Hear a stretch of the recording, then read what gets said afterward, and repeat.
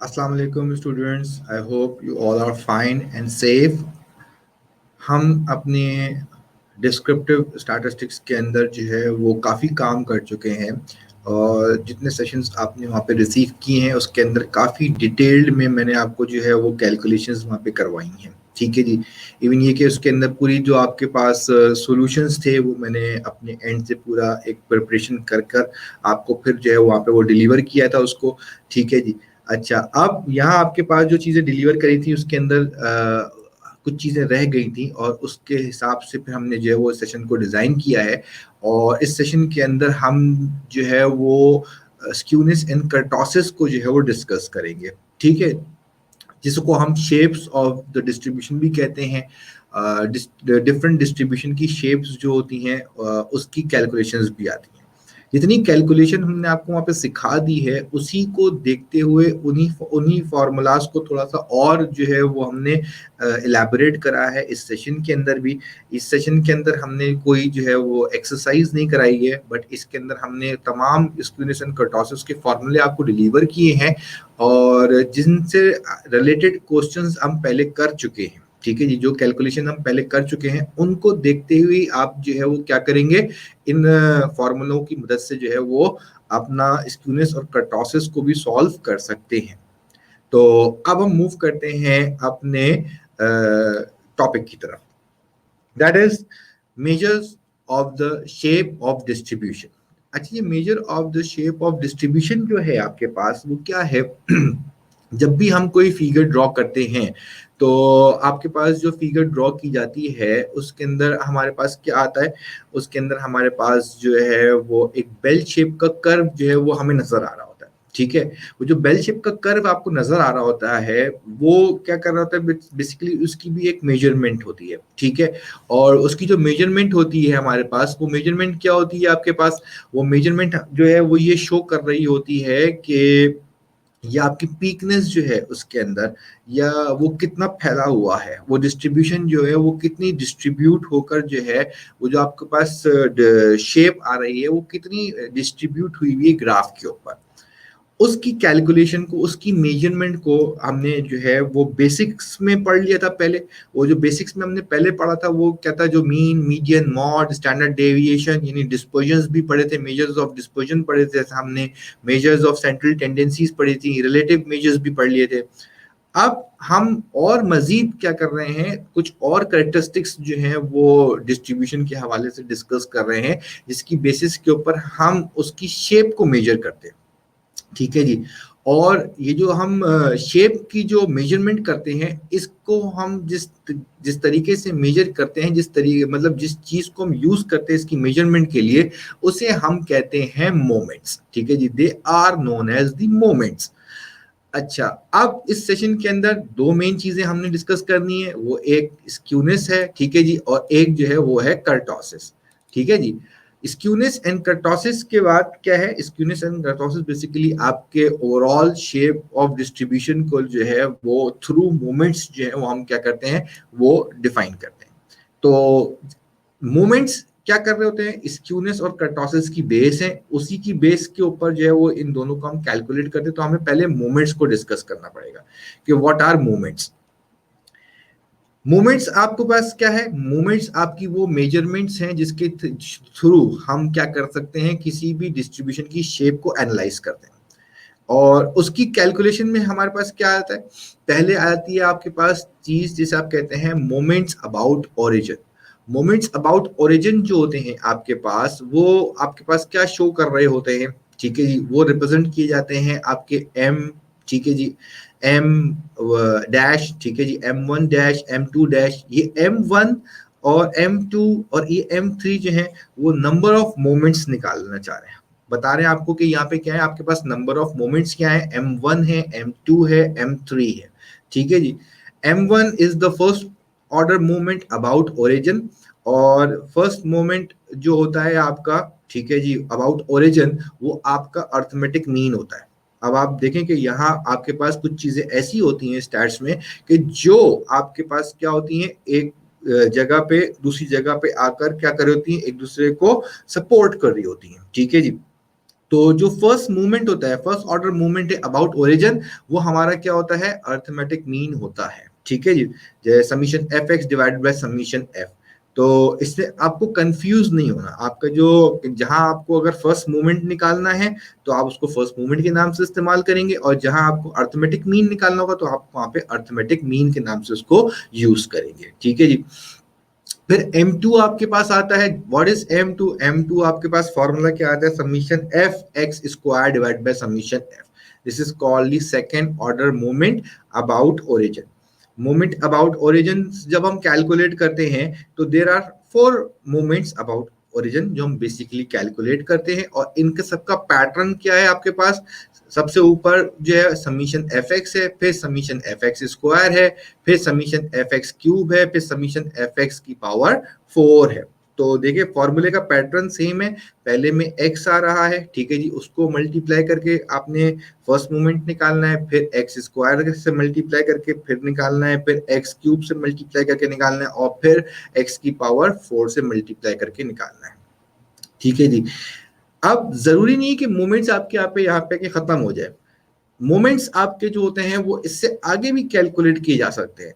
But हमारे पास क्या होता है, जो हम प्रैक्टिस करते हैं सबसे ज्यादा जो हमारे पास यूज होती चीजें, वो फोर्थ मोमेंट तक जो है वो कैलकुलेशन के अंदर इनफ होती है। ठीक है, इसके अलावा फिर हमें जो है वो आगे इसको कैलकुलेट करने की जरूरत नहीं है, अनलेस अनटिल के आपको जो है वो सॉल्व करने को कहा जाए, या आपसे कोई चीज जो है वो रिक्वायरमेंट में मांगी जाए, तो आप जो है वो फर्दर इसके आगे के मूवमेंट्स को भी कैलकुलेट कर सकते हैं, बट इसकी नीड नहीं है, क्योंकि फोर्थ ऑर्डर मूवमेंट पे आके आप दोनों चीजों को, स्क्यूनेस और कर्टोसिस दोनों को यहाँ पे जो है वो कैलकुलेट कर सकते हैं।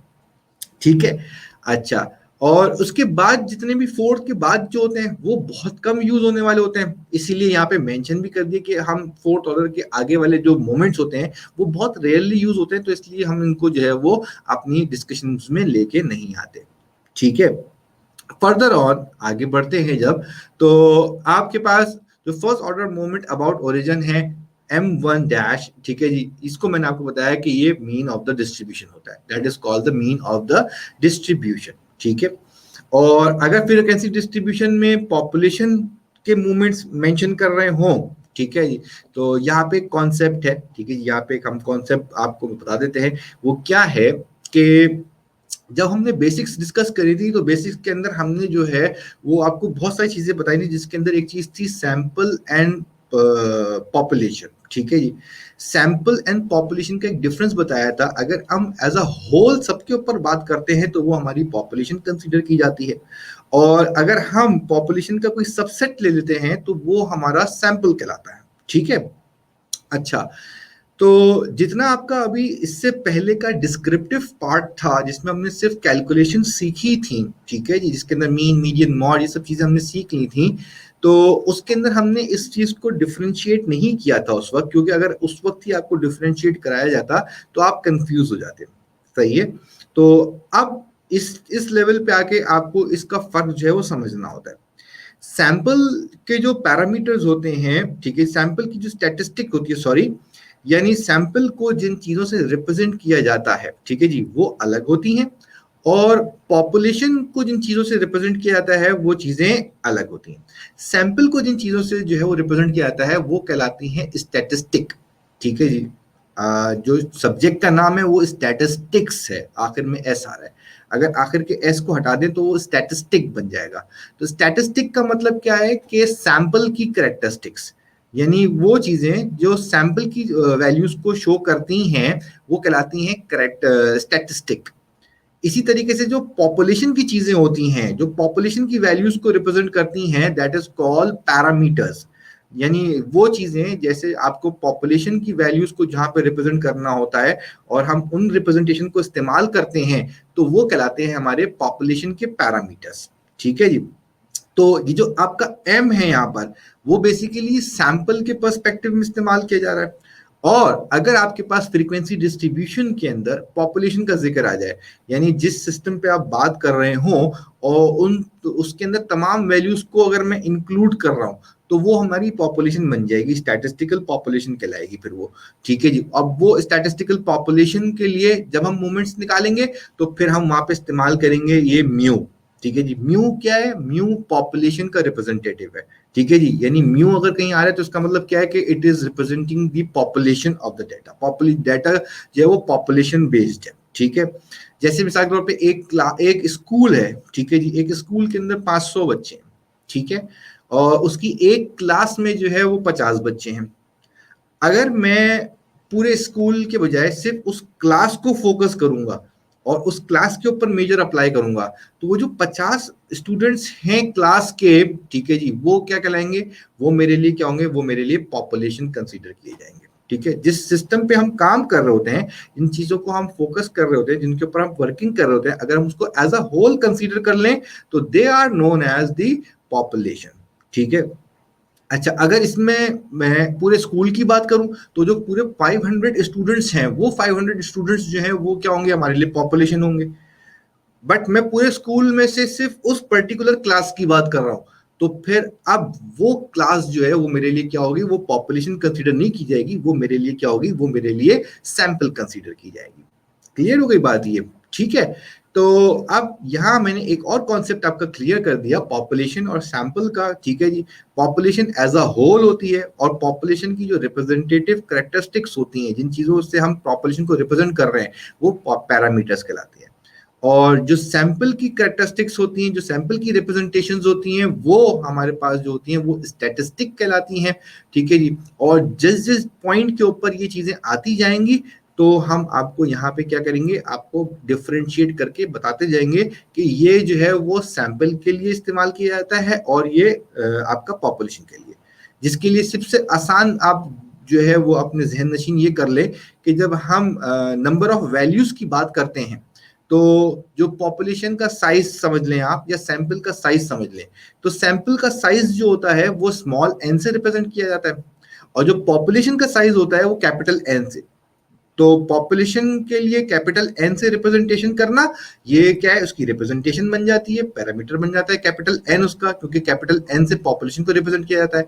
और स्मॉल एन जो होता है आपका, वो सैंपल के लिए इस्तेमाल किया जाता है, तो वो सैंपल के लिए रिप्रेजेंटेशन बना देता है। ठीक है जी। क्लियर हो गई बात ये? तो आई होप कि पॉपुलेशन सैंपल के दोनों के डिफरेंसेस आपको क्लियर हो गए होंगे। और अगर आपके पास क्वेश्चन के अंदर वो आपको ये कहता है कि इस डेटा जो है वो पॉपुलेशन का है, तो आपने सिंपल क्या करना है? आपने इस m को, ठीक है जी, आपने इस m को, ये जो m1 है, m1 डैश है या m2 डैश है, first moment, second moment, third moment, इसको आपने जो है वो म्यू से रिप्लेस करना है। ठीक है जी। हम उसको क्या कर देंगे? फिर m1 की जगह μ1 डैश कर देंगे। फॉर्मूले पे कोई फर्क नहीं पड़ेगा, खाली पॉपुलेशन और सैंपल की रिप्रेजेंटेशन की वजह से यहाँ पे क्या होगा? ये डिफरेंस आएगा। ठीक है। अच्छा, अब मजीद आगे बढ़ते हैं। ये था आपका मोमेंट्स अबाउट ओरिजिन। अब आ रहे हैं मोमेंट्स अबाउट मीन पे। नेक्स्ट चीज जो है वो हमारे पास क्या है? That is the moments about mean. Moments about mean का मतलब क्या हो जाता है कि जब हम जो है वो जैसे हम यहाँ पे मोमेंट्स अबाउट मीन का मतलब ही क्या है कि हम जो मोमेंट की कैलकुलेशन कर रहे हैं, ठीक है जी, उसके लिए हम एक रेफरेंस इस्तेमाल कर रहे हैं और वो रेफरेंस हमारे लिए क्या है? वो हमारा मीन है। ठीक है जी। तो जब हम विदाउट मीन कैलकुलेशन करते हैं, ठीक है, तो वो हमारा मोमेंट्स अबाउट ओरिजिन कहलाता है। और जब हम मीन को इन्वॉल्व कर लेते हैं मोमेंट्स के अंदर तो वो कहलाते हैं मीन, मोमेंट्स अबाउट मीन। ठीक है जी। या इसको हम मीन मोमेंट्स भी कहते हैं। और उसकी कैलकुलेशन कैसे होगी? उसकी कैलकुलेशन हमारे पास जो है उसका फॉर्मूला क्या है आपके पास? That is m1।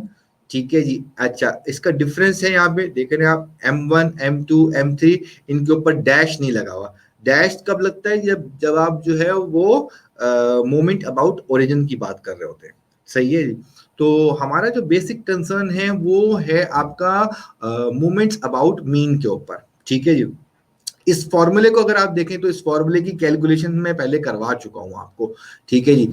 सेकंड फॉर्मूले की कैलकुलेशन ये जो आपके पास है, summation f into x minus x bar over summation f। ठीक है जी। That is called the first order moment about mean. और first order moment about mean जो होता है वो हमेशा क्या होता है? इक्वल्स टू जीरो होता है। ठीक है जी, ये प्रूफ दैट में भी आपसे पूछा जा सकता है। सही है, आपको कहेगा कि आप जो है वो डाटा का मीन निकालें और फर्स्ट ऑर्डर निकाल के शो करें कि क्या वो जीरो आ रहा है या नहीं आ रहा। Second order about second order movement about mean जो आप कैलकुलेट करते हैं, that is summation f into x minus x bar whole square divide by summation f. ये अब आपको फॉर्मूला देख के ही याद आ जाना चाहिए कि ये फॉर्मूला आपने कहाँ पढ़ा था। ये फॉर्मूला पढ़ा था आपने वेरिएंस को कैलकुलेट करते हुए।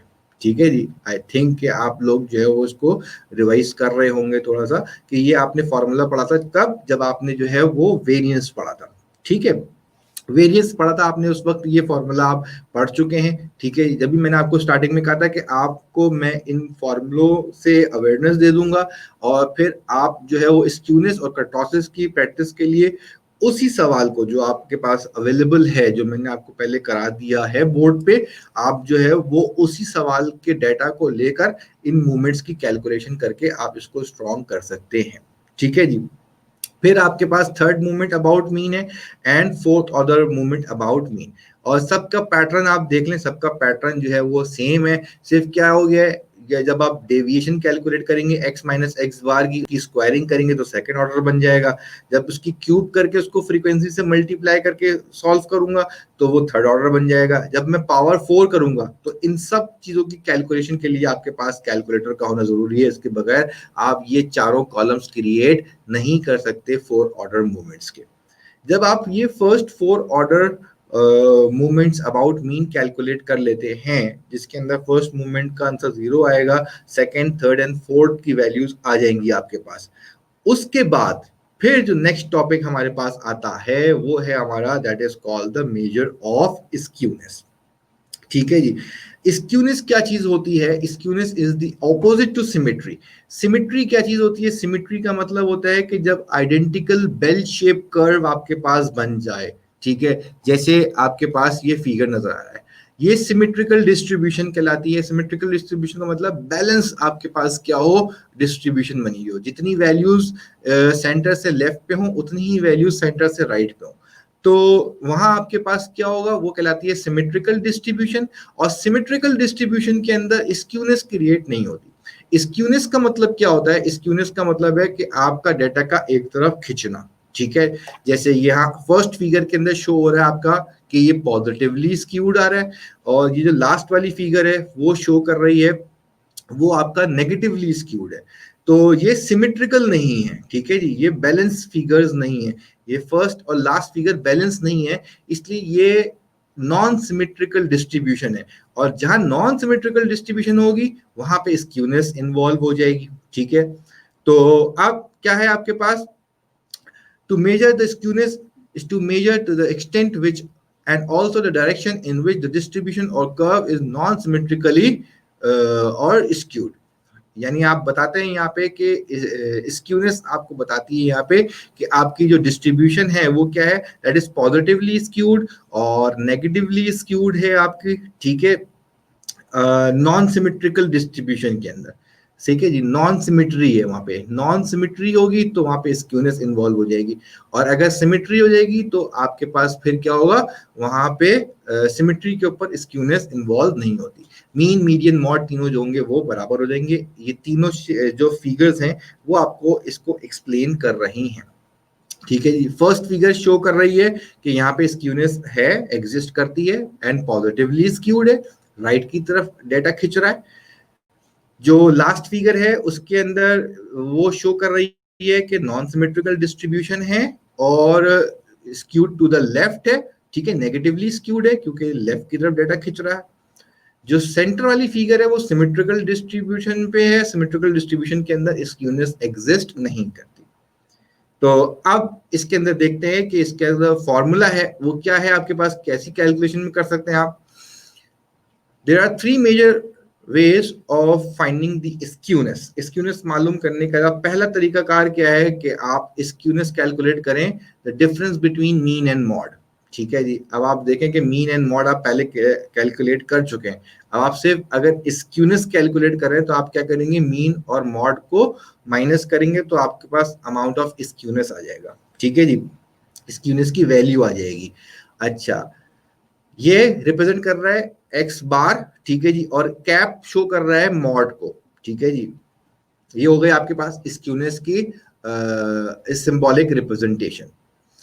अब मॉडरेट स्क्यूड डिस्ट्रीब्यूशन जो होती है, मॉडरेटली स्क्यूड डिस्ट्रीब्यूशन के अंदर एक रिलेशनशिप होता है किसके दरमियान, मीन, मीडियन और मॉड के दरमियान, जिसे हम कहते हैं इंपेरिकल रिलेशनशिप। इंपेरिकल रिलेशनशिप क्या होती है? इंपेरिकल रिलेशनशिप होती है mean minus mode equals to 3 mean minus median. तो इसी बेसिस के ऊपर, इस इंपेरिकल रिलेशनशिप के बेसिस के ऊपर, जैसे ऊपर फॉर्मूला था मीन माइनस मॉड का, उसी को हम क्या कर सकते हैं, मॉडिफाई कर सकते हैं किसके अंदर, 3 इंटू मीन माइनस मीडियन के अंदर। क्योंकि ये दोनों वैल्यूज इंपेरिकल रिलेशनशिप में क्या कर रही होती हैं, ये दोनों वैल्यूज इंपेरिकल रिलेशनशिप में इन दोनों को बराबर कर रही होती हैं, ठीक है।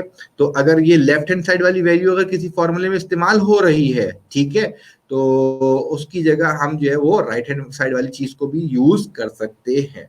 तो हमने उसी तरह क्या करा है कि ऊपर वाले फॉर्मूले के अंदर, ये जो ऊपर फॉर्मूला था इसके अंदर राइट से जो है वो वैल्यूज को रिप्लेस कर दिया है। तो ये भी एक फॉर्मूला बन गया आपका स्क्यूनेस कैलकुलेट करने का। सेकेंड फॉर्मूला आपका क्या है, on the basis of quartiles, ठीक है जी। क्वार्टाइल, अगर हम तीनों क्वार्टाइल्स कैलकुलेट कर लेते हैं, क्वार्टाइल 1, क्वार्टाइल 2 एंड क्वार्टाइल 3 अगर हम कैलकुलेट कर ले, तो उनकी बेसिस के ऊपर हम क्या कर सकते हैं, हम उनकी बेसिस के ऊपर हम स्क्यूनेस को कैलकुलेट कर सकते हैं, ठीक है जी। Q3 minus Q2 minus Q2 minus Q1, यानी Q3 से Q2 का डिफरेंस और Q2 से Q1 का डिफरेंस, और इनका ओवरऑल डिफरेंस जो होगा वो कहलाता है आपका स्क्यूनेस, ठीक है। ये हम स्क्यूनेस को कैलकुलेट कर रहे हैं। और थर्ड आपके पास क्या है, third order movement about mean जो है वो आपका स्क्यूनेस की वैल्यू को देता है, ठीक है।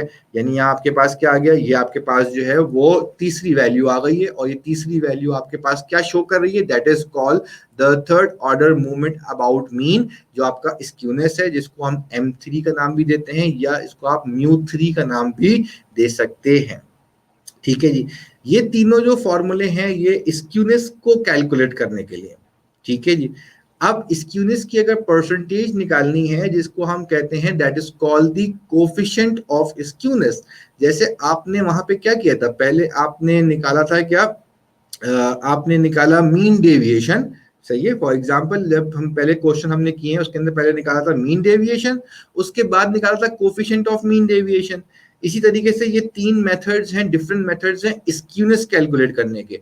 और जब इसका रिलेटिव मेजर्स निकालेंगे तो इसका रिलेटिव मेजर क्या कहलाएगा, कोफिशिएंट ऑफ स्क्यूनेस, जिसको हमने छोटा सा वहां पे आपको सॉल्यूशन के अंदर क्वेश्चन में कहीं कहीं आपको करवाया भी है ये, ठीक है जी। तो ये आपका थोड़ा सा रिवीजन भी है, और आपके पास जो है वो एक नया पैटर्न में भी आपको ये चीज मिल जाएगी। कोफिशिएंट ऑफ स्क्यूनेस वाला सवाल जो था वो आपने इन दो फॉर्मूलों को आपने वहां पे इस्तेमाल किया हुआ है जब हमने डिस्क्रिप्टिव पूरी चीजों को सॉल्व किया था क्वेश्चन के अंदर। इसी तरीके से ये क्वार्टाइल वाला भी क्वेश्चन किया हुआ है, ठीक है। जो नई आपके पास जो वैल्यू यहाँ पर आ रही है, वो मोमेंट्स की बेसिस के ऊपर आप जो है वो कोफिशिएंट ऑफ स्क्यूनेस कैलकुलेट कर सकते हैं।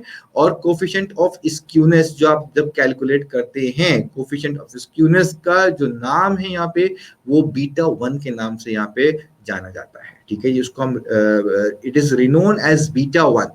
और बीटा 1 की कैलकुलेशन में क्या हो जाएगा आपके पास, M3 का स्क्वायर डिवाइडेड बाय M2 का क्यूब, यानी थर्ड मूवमेंट का स्क्वायर और सेकंड मूवमेंट का आप क्यूब करेंगे और आपस में इनको डिवाइड करेंगे, तो आपके पास कोफिशिएंट ऑफ स्क्यूनेस की वैल्यू आ जाएगी। यानी इस बीटा 1 को कैलकुलेट करने से पहले आपको सेकंड मूवमेंट अबाउट मीन और third movement about mean calculate करना है, ठीक है जी। उसी की बेसिस पे आप बीटा 1 को कैलकुलेट कर सकते हैं। और फिर इसी तरीके से यहाँ जो इसका फर्क है वो क्या है, ये एम और म्यू का फर्क मैंने आपको बता दिया, सैंपल और पॉपुलेशन का फर्क है। बाकी कैलकुलेशन में फॉर्मूलाज के अंदर कोई फर्क नहीं है, रिप्रेजेंटेशन के अंदर फर्क है सैंपल और पॉपुलेशन का। फर्दर आपके पास क्या है, कि अगर डिस्ट्रीब्यूशन में आपके पास कहीं पे भी स्क्यूनेस की वैल्यू अगर आप कैलकुलेट कर रहे हैं और वो जीरो आ जाती है, तो जीरो क्या शो करती है? जीरो इंप्लाई करती है कि आपका डाटा जो है वो सिमेट्री पे, यानी पूरा एग्जैक्ट बेल शेप कर्व बना हुआ है। ठीक है जी, क्लियर हो गई बात ये। देन उसके बाद हम जब इसको फर्दर आगे मूव करते हैं अपने नेक्स्ट टॉपिक की तरफ, ये तो हमारा था स्क्यूनेस। तो अब इसका छोटा सा एक और पार्ट है जिसे हम कहते हैं कर्टोसिस। ठीक है जी, अब कर्टोसिस का मतलब क्या होता है? कर्टोसिस का मतलब क्या होता है आपके पास?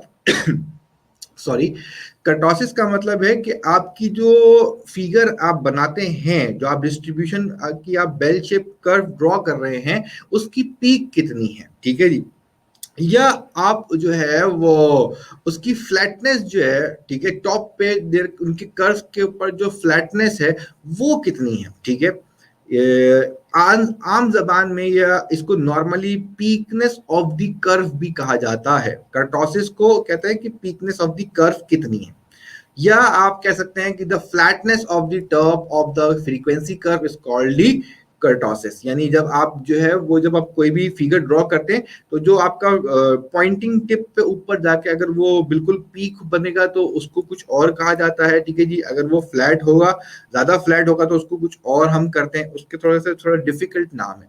तो ये जो कर्टोसिस है आपके पास, कर्टोसिस को बेसिकली हम रिप्रेजेंट करते हैं यहाँ पे बीटा 2 से, और बीटा 2 का जो फॉर्मूला है वो है m4 divided by m2 square, यानी fourth moment about mean divided by square of second moment about mean.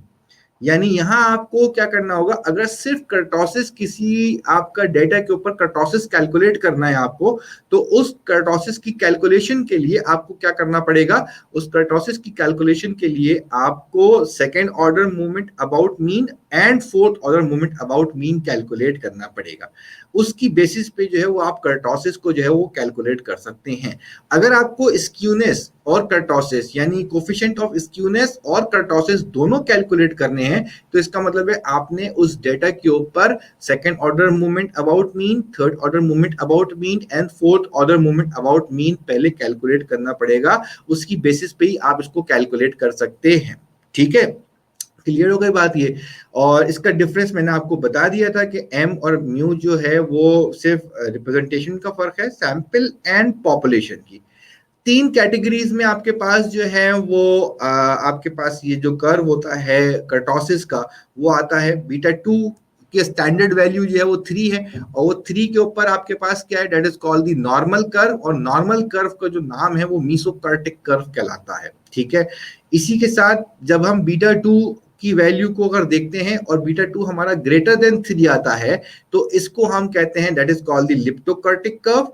और अगर बीटा 2 की वैल्यू जो है वो हमारे पास लेस देन 3 आ जाती है, तो इसे हम प्लेटिकर्टिक कर्व जो है वो कहते हैं ऑफ कर्टोसिस। अगर हम उसको फिगर्स की फॉर्म में देखें, तो फिगर्स की फॉर्म में क्या आ जाएगा? फिगर्स की फॉर्म में आप जो है वो उसको ऐसे समझ सकते हैं। लिप्टोकर्टिक कर्व जो है आपके पास क्या होता है? लिप्टोकर्टिक कर्व का मतलब that is equals to leptokurtic curve that is greater than 3। ठीक है जी, तो इसकी पीकनेस भी जो है वो क्या होगी? ज्यादा हो जाती है। ठीक है जी, तो उसकी फ्लैटनेस कम हो जाएगी, इसका कर्व की फ्लैटनेस कम हो जाएगी और इसमें पीक ज्यादा आ जाएगी।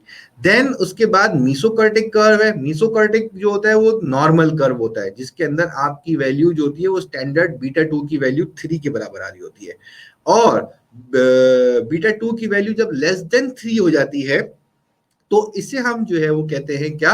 That is called the platykurtic curve. ठीक है जी, यानी इसकी फ्लैटनेस जो होती है वो बहुत ज्यादा डाउन हो जाती है। ठीक है, और टूवर्ड्स जो है वो आपका एक्सिस की तरफ ज्यादा होती है। ठीक है, तो इसलिए इसको हम जो है वो प्लेटिकर्टिक कर्व, जो इसका स्टैंडर्ड नाम है अकॉर्डिंग टू स्टैटिस्टिक्स, वो क्या है? That is called the platykurtic curve. ठीक है, नॉर्मली आपके पास जो होगा, नॉर्मल अगर कर्व है तो वो मीसोकर्टिक कर्व कहलाएगा। किसमें? ये आपके पास कहलाते हैं, these all are the measure of kurtosis. ठीक है जी, और कर्टोसिस के अंदर जो है वो उसको हम मेजर करते हैं बीटा 2 से, जिसके लिए हमारे पास fourth order movement about mean और second order movement about mean की नीड होती है। ठीक है जी, तो अब इन चीजों के अंदर हमने जो है वो यहां पर देखा ठीक है। और हमने इस चीज़ों के अंदर जो है वो यहाँ पे जो है वो डिस्कस कर लिया यहाँ पे कि जो स्क्यूनेस क्या होती है। ठीक है जी, स्क्यूनेस कोफिशिएंट ऑफ स्क्यूनेस क्या होती है, और कर्टोसिस क्या चीज़ होती है, मोमेंट्स अबाउट मीन जो है वो सबसे ज़्यादा ज़रूरी हैं, और मोमेंट्स अबाउट ओरिजिन से हमने स्टार्ट किया। तो इस आज के इस टॉपिक के अंदर हमने जो है वो इसको कवर करा है कि जिसमें हमने शेप्स ऑफ डिस्ट्रीब्यूशन की बेसिक्स को डिस्कस कर लिया, उसके साथ साथ फिर हमने जो है वो मोमेंट्स को डिस्कस किया। मोमेंट्स के बाद फिर हमें जो सबसे इंपॉर्टेंट चीज थी हमारे पास, मोमेंट्स अबाउट मीन थे, क्योंकि जिसकी बेसिस के ऊपर हम जो है वो कोफिशिएंट ऑफ स्क्यूनेस, पहले स्क्यूनेस और फिर कोफिशिएंट ऑफ स्क्यूनेस कैलकुलेट करेंगे, और देन उसके बाद फिर हम अगर कर्टोसिस की नीड है तो हम कर्टोसिस भी कैलकुलेट करेंगे। ठीक है जी। तो इसके अंदर हमने कोई डिस्क्रिप्शंस जो है वो नहीं दिए, क्योंकि इसकी पूरी कैलकुलेशन मैं पहले आपको जो है वो मीन मीडियन मॉड के अंदर जो है वो पूरा उस रेफरेंस में पूरा डिटेल में करा चुका हूँ। तो इसके फॉर्मूले आप तक जो है वो पहुंचाने थे, और मैंने वो चीजें आपको डिलीवर कर दी यहाँ पे। तो अगर आप इन फॉर्मूलों को देखकर जो है वो इन सवालों की प्रैक्टिस करेंगे, तो आई होप इंशाल्लाह आप इन चीजों को जो है वो कवर अप कर सकते हैं। अपना बहुत ख्याल रखिएगा। इंशाल्लाह नेक्स्ट सेशन के अंदर नेक्स्ट टॉपिक के साथ फिर हम जो है वो इस मजीद जो है वो सेशंस को आगे बढ़ाएंगे। तब तक के लिए इजाजत दीजिए। अल्लाह हाफिज एंड थैंक